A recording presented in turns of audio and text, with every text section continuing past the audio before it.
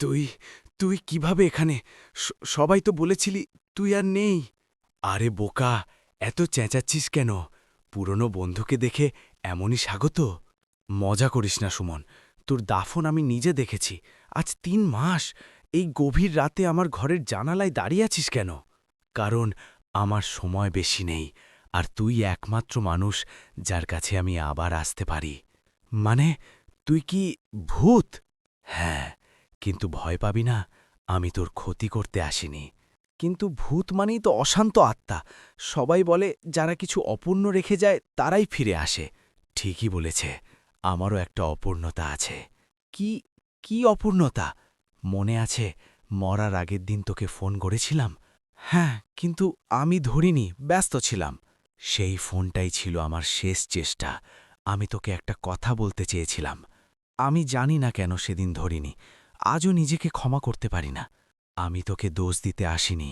আমি চাই তুই সেই কথাটা আজ শুনিস। বল, যা বলার বল, কিন্তু তাড়াতাড়ি, আমার বুক ধড়পড় করছে। রাফি, তুই সবসময় নিজেকে ছোট ভাবিস, ভাবিস তুই কিছু পারবি না, কিন্তু আমি জানতাম তুই পারবি। এই কথার জন্য তুই ভূত হয়ে ফিরে এলি? হ্যাঁ, কারণ তুই এখনও থেমে আছিস। আমার মৃত্যুর পর তুই সব ছেড়ে দিয়েছিস। আমি আমি ভেঙে পড়েছিলাম, আর আমি চাই না আমার কারণে তুই ভেঙে থাকিস। তাই শেষবারের মতো ফিরে এলাম। শেষবার? মানে এরপর আর আসবি না? না, কথা বলা হয়ে গেলে আমার বন্ধন কেটে যাবে। সুমন, আমাকে ছেড়ে যাস না। বন্ধুত্ব কখনো যায় না, শুধু দেখা যায় না।